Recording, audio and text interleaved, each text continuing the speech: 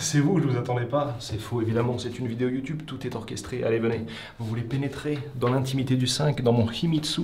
Eh bien, je vais vous montrer ce à quoi ressemble un appartement japonais construit en 2024, début d'année, à un prix totalement exorbitant.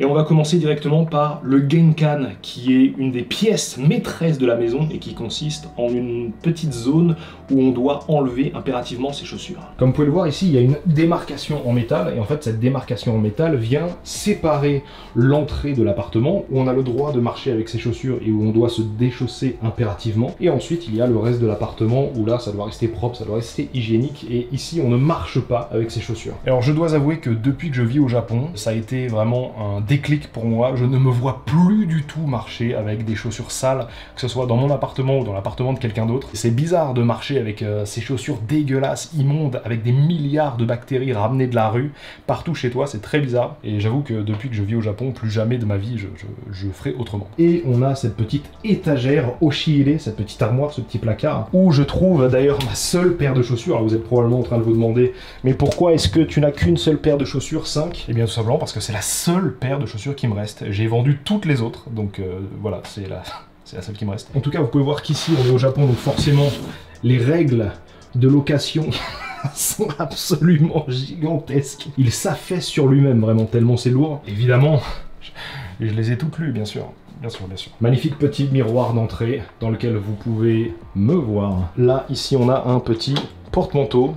Très pratique, très solide, il marche très très bien. Ici on a, alors là je sais pas si vous le verrez, il y a une espèce de petit bouton de gel sur le mur. Et alors vous êtes probablement en train de vous demander encore une fois pourquoi faire. Eh bien tout simplement pour que quand on ouvre le placard, eh bien voilà, ça tombe littéralement pile poil dessus. Et ça ne fait du coup aucun bruit pour les voisins ou même pour nous. Et ça ne laisse aucune trace. Et vous allez voir que ce n'est pas du tout la seule chose qui a été pensée pour faire le moins de bruit possible ou pour être le plus pratique possible. Un petit mot sur toutes les sécurités de la porte d'entrée. On a un verrou magnétique qui s'ouvre de l'autre côté avec une carte. On a un loquet et un verrou des plus classiques. Et honnêtement, ça fait très bizarre de voir autant de sécurité dans probablement le pays le plus sécurisé au monde. ça a l'air totalement inutile, mais au moins c'est là, personne ne peut entrer, ça c'est sûr et certain. Ici, les fameuses toilettes japonaises. Alors très clairement, c'est la pièce maîtresse de la maison. On regardera ça à la fin parce que vraiment c'est la chose la plus importante. Ici, une petite machine à laver avec tambour horizontal, qui est très rare en France, mais au Japon c'est la norme, avec évidemment l'espace de rangement. Et là, la salle de bain, mais encore une fois, on regardera ça à la fin parce que c'est vraiment peut-être l'endroit que je préfère, la pièce Heya comme on dit, que je préfère, et donc le meilleur pour la fin. Ensuite vient une des pièces aussi principales de la maison, un endroit où tout se passe tout simplement, la cuisine. Alors je pensais qu'en appuyant sur le bouton il y aurait beaucoup plus de lumière, je voulais un effet dramatique, mais bon, c'est un petit bouton. Mais la cuisine, comme vous pouvez le voir, très pratique, très bien pensé, absolument neuve, fantastique, tout est bien cadré, tout est bien installé, c'est génial. Il faut savoir qu'au Japon, on a énormément encore de cuisine au gaz. C'est peut-être la seule cuisinière au gaz où je suis vraiment totalement, comment dire, dans un état de sécurité. D'habitude, j'ai pas trop confiance dans tous ces trucs-là parce que j'ai entendu beaucoup de problèmes avec les installations au gaz, mais j'avoue que ici, tout est tellement bien carré, tout est bien millimétré et tout. Ça donne vraiment un sentiment d'installation extrêmement sécurisé et je n'ai pas du tout à me plaindre à ce niveau-là. Et d'ailleurs, en parlant de courant, il y a tellement d'interrupteurs que je ne sais plus sur quoi appuyer, d'accord? Il y a trop d'interrupteurs dans cette maison. Moi, je suis un homme simple, il me faut des choses simples. Petit détail, ici, on a un écoulement d'eau qui fait que, voilà, l'eau, tout simplement, vient tomber des choses qu'on a lavées directement dans le lavabo. Encore une fois, c'est une petite subtilité japonaise que j'adore. Ensuite, on va parler un minimum de rangement parce que les appartements japonais sont petits, donc tout est construit pour optimiser l'espace. Alors, ne vous moquez pas de moi, d'accord? Ce sont des placards qui sont extrêmement vides. Ça me rappelle mon enfance, ça me rappelle mon adolescence, ça me rappelle ma vie étudiante, mais vous allez très vite comprendre pourquoi tout est vide. Je vais vous expliquer juste après. Encore une fois, des placards avec tout un tas de trucs. Bon, tout est bien rangé. Ici, il y a même un rangement pour couteaux.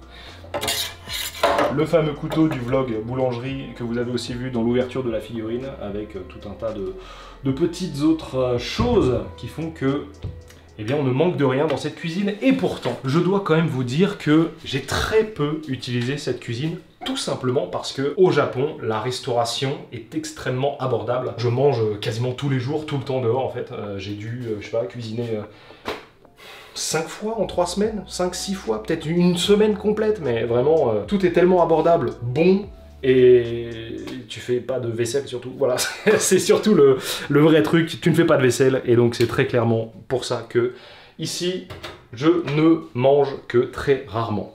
Avant de passer à la... au secours, il y a trop d'interrupteurs. Et juste avant qu'on parle du salon, eh bien nous allons finir avec les commodités de la cuisine, même si c'est quelque chose dans lequel je passe très peu de temps.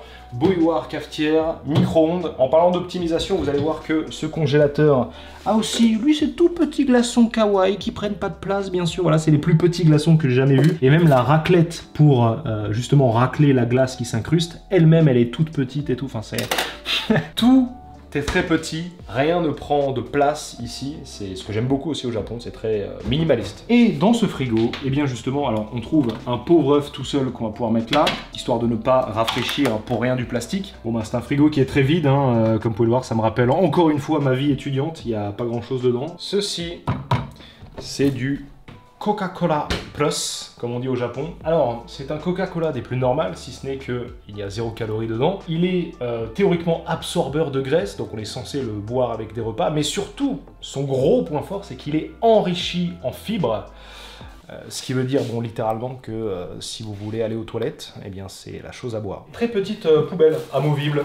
Voilà. Le seul problème que j'ai avec ça, c'est honnêtement, il n'y a pas d'odeur quoi que ce soit parce qu'on peut les descendre quand même assez souvent, tout ce qui est organique. Mais c'est vrai qu'en termes de plastique, comme c'est un pays où on a beaucoup de plastique, j'ai tendance à avoir des petits sachets supplémentaires. Donc il faut que je trouve une petite astuce ou une petite solution pour ça. Enfin bon, c'est pas très grave, mais voilà, ça fait partie des choses où il faut encore que je réfléchisse.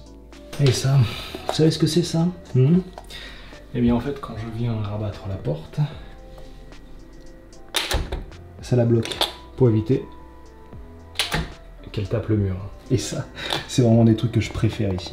Le salon, alors, c'est quelque chose où je passe énormément de temps puisque c'est sur cette table que je monte tous les vlogs que vous voyez jour après jour sur ce MacBook qui est littéralement en fin de vie. Hein, j'ai jamais travaillé avec un ordinateur qui crache autant. C'est la vie, parfois il faut faire des sacrifices. Tout ce qu'il faut de disque dur, de batterie, de trucs. Avec ce fameux jeu, vous pouvez aller voir le vlog, on est allé le chercher en live.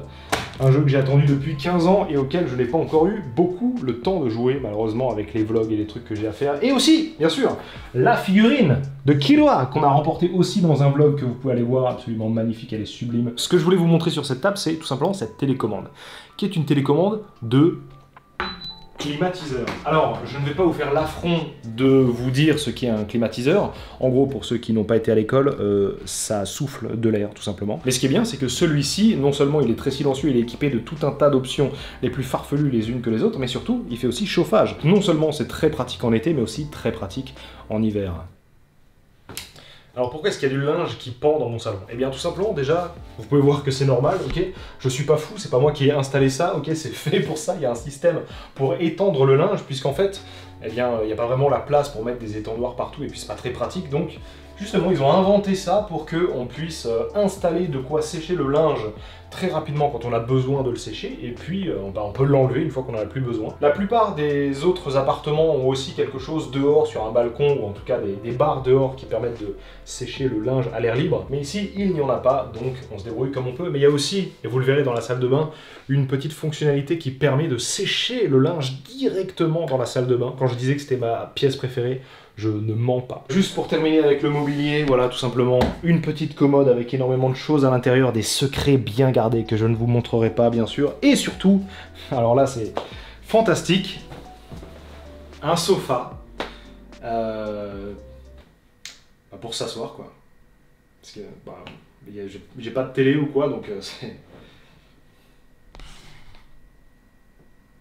Alors en vrai je troll un peu mais... C'est un sofa qui est très confortable, mais pas aussi confortable que ce qu'il y a dans la pièce juste derrière ce Fusuma, c'est-à-dire ce panneau glissant opaque, qui n'est autre qu'évidemment la chambre, parce qu'il faut bien dormir quelque part. Là voilà, la chambre, absolument superbe, lit double, c'est extrêmement rare à Tokyo, la plupart du temps c'est des lits simples ou des lits semi-doubles, mais non là... Et je peux vous dire que le matin, quand le soleil se lève à 4h30, 5h, parce que le soleil ici se lève très tôt, eh bien le soleil justement perce à travers les rideaux comme ça et je me réveille tranquillement. C'est totalement faux, puisque à cause des vlogs, je me couche à 6, 7, 8 heures tous les matins, donc je peux vous dire que la journée elle a commencé depuis très très longtemps. Bref, c'est un autre sujet, on va parler de ce placard, avec encore une fois de quoi entreposer tout un tas de choses. C'est d'ailleurs l'aspirateur qui aspire le plus que j'ai pu utiliser dans ma vie, c'est vraiment révolutionnaire et pourtant il est extrêmement simple, il est très basique, mais peut-être qu'Orelsan avait raison finalement. Juste là vous avez une échelle qui peut se mettre sur les barreaux de la fenêtre si jamais il y a un tremblement de terre, un incendie ou toutes sortes de cataclysmes absolument horribles. Et ben vous ouvrez la fenêtre, vous accrochez l'échelle et vous prenez votre courage à deux mains et voilà, vous sortez par la fenêtre. La climatisation. Et alors je peux vous dire que la climatisation dans une pièce où vous dormez, ça change la vie. Vous pouvez mettre 18, 19, 20 degrés et vous dormez comme un bébé pour le peu que vous dormiez comme moi, mais en tout cas c'est vraiment extrêmement confortable, c'est extrêmement pratique et je dois avouer que quand on a goûté à ce genre de choses, à ce genre d'installation, en fait c'est vraiment impossible de revenir en arrière. C'est comme les toilettes japonaises, on en parlera après, mais ça change la vie. D'ailleurs des télécommandes pour, je ne vais pas parler, mais voilà, on peut changer totalement la luminosité de la lampe. Vous pouvez mettre plus ou moins fort, voilà, vous pouvez changer la chaleur de la lumière. Et donc ces prises japonaises qui sont ici dans la table, dans le mur, bon il y en a partout.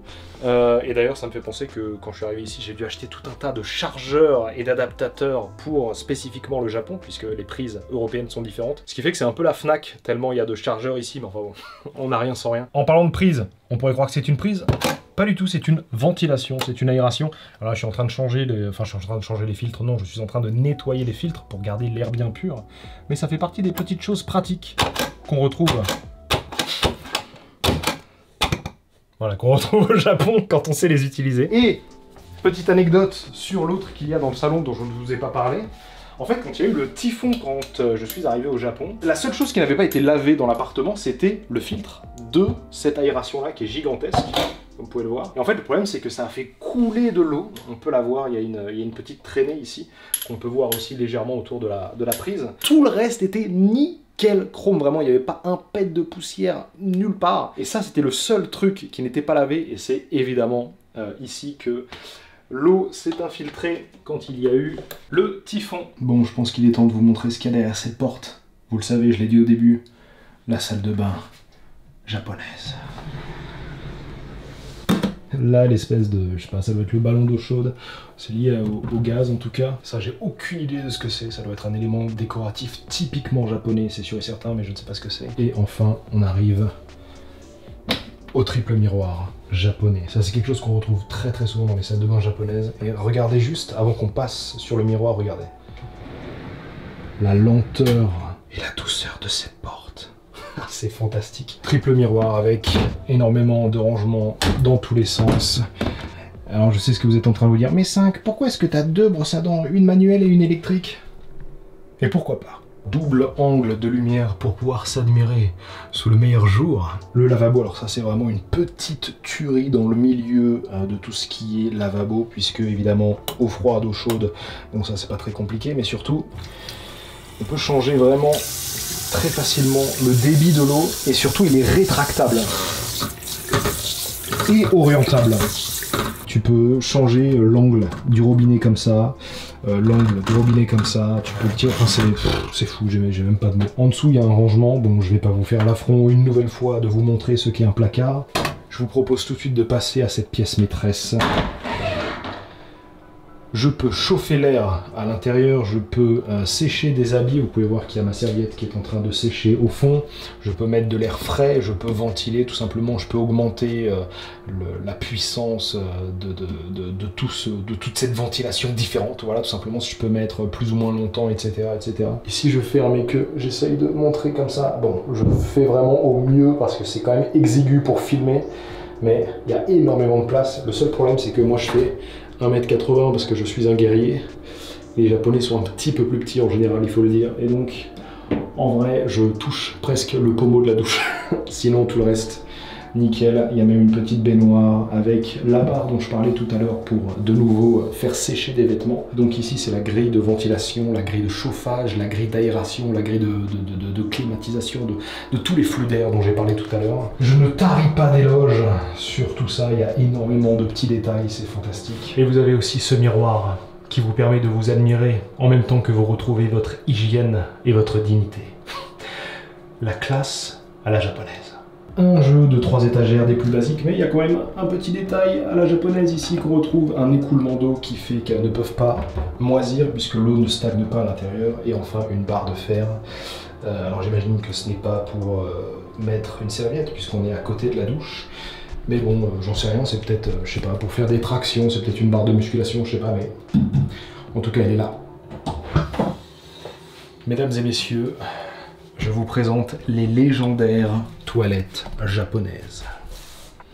Bon, bah, tout le monde connaît les toilettes japonaises, honnêtement, aujourd'hui c'est devenu presque un objet de pop culture tellement c'est connu, mais c'est incroyablement pratique, utile, confortable. Je ne comprends pas pourquoi on n'a pas encore ça en France. C'est le Moyen-Âge en France, je vous jure qu'une fois que vous avez essayé ça, vous ne pouvez pas revenir en arrière. Juste ici se cachent des petits jets d'eau que vous pouvez actionner ici. Voilà, tout simplement, je pense que les icônes parlent d'elles-mêmes. Hein. Vous pouvez vous laver l'avant, l'arrière, devant, en dessous, en rotation 360 degrés, tout ce que vous voulez. Plus fort, moins fort, plus chaud, moins chaud, économie d'énergie. Enfin, c'est complètement fou en termes de technologie, c'est incroyable. Quand vous tirez la chasse,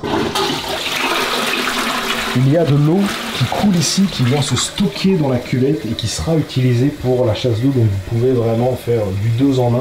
C'est incroyablement pratique. Ce bouton est très utile dans le cas où vous avez bu trop de Coca-Cola Plus, parce que quand vous appuyez là-dessus, le débit de la VMC augmente pour aérer et ventiler la pièce beaucoup plus vite. Encore une fois, ça fait partie des petites choses qui font que c'est vraiment une expérience de dingue.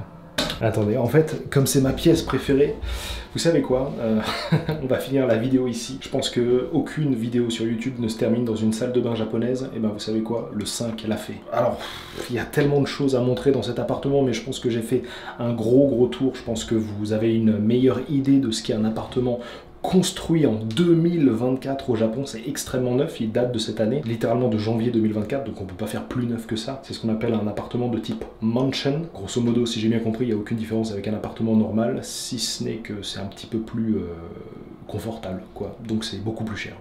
Évidemment, je n'ai pas acheté cet appartement, c'est totalement hors de mes moyens. Peut-être un jour, on espère, hein. Mais en tout cas pour l'instant on est très loin de ça. Mais je trouve que la qualité est vraiment au rendez-vous, il n'y a aucun interstice dans les joints, dans les trucs, c'est vraiment au millimètre près, pixel perfect, comme disent les gamers et les graphistes. Voilà, je ne suis pas du tout déçu d'avoir vendu tout ce que j'avais pour pouvoir vivre ce rêve japonais, au contraire. Je suis très satisfait. Enfin bref, merci d'avoir regardé cette vidéo. C'était le 5 pour vous servir, votre plus fidèle serviteur. J'espère que cette présentation vous a plu. N'hésitez pas à aller voir les autres vlogs. On parle de culture, de nourriture, de figurines, de tout ce que vous voulez au Japon. Moi, je vous partage mon aventure de tout recommencer à zéro au Japon. Et forcément, bah voilà, présenter un appartement, c'était une étape obligatoire. Bref, prenez soin de vous, à demain pour un nouveau vlog. C'était le 5 pour vous servir. Matane.